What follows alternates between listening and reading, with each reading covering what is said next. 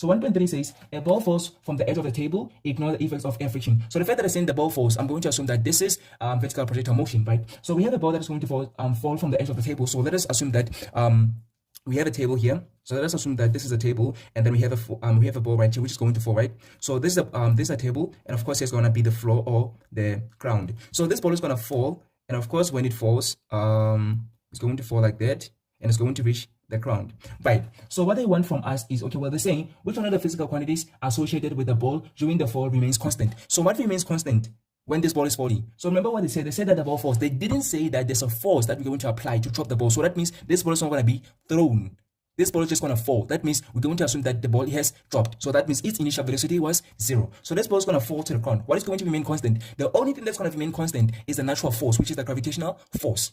It is the only force that is going to remain constant. The other things other than the gravitational force, which are not normal or which are not natural, are not going to remain constant. That means the only thing that's going to remain constant here is the natural force, which is the gravitational force, right? So let us look at the option that we have and see which one we're going to have to choose, right? Remember that the only thing that's going to remain constant is the gravity, or the force of gravity, or the gravitational force, and of course the acceleration, which is the gravitational acceleration. So we only have two options here, which is the gravity, which is also weight. Gravity is also weight, remember that, right? So gravity or weight, or we can also call it the gravitational force.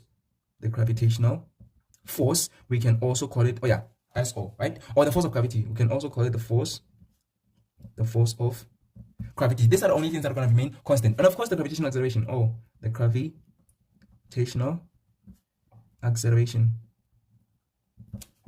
Right, let me shift a little bit to the left so you can see that. So yeah, these are the only things that are going to remain constant. So let us look at the options. A, weight, that is correct. So weight is correct, but let us look at other options as well. Momentum is not going to remain constant. Why is the momentum not going to remain constant? Because as the ball is falling, it's going to accelerate because of gravitational acceleration. So as it accelerates, that means that there's going to be a change of the rate, there's going to be a change of the velocity. So the fact that the velocity is going to change, it's not going to remain constant. The momentum is also going to change because the momentum, remember that the momentum is the product of the mass of an object and its velocity. So the fact that the velocity is going to be changing, it means the momentum is also going to be changing because the mass remains constant. That means when the velocity increases, the momentum increases. When the velocity decreases, the momentum decreases. So the fact that the momentum is going to, the velocity is going to be changing as the object accelerates downwards because of the gravitational acceleration, then that means the momentum is also going to change. So it's not going to remain constant. That is why we're going to have to eliminate momentum as one of the correct options. And then kinetic energy is also going to change. Why? Because kinetic energy is equal to half mv squared. So half is going to remain constant. M, which is the mass, is going to remain constant. The only thing that's going to change is the velocity, right? So the fact that as the ball falls, it experiences gravitational acceleration, is going to accelerate. That means that the velocity is going to change. So the fact that the velocity is going to change, that means the kinetic energy is also going to change because kinetic energy and the velocity are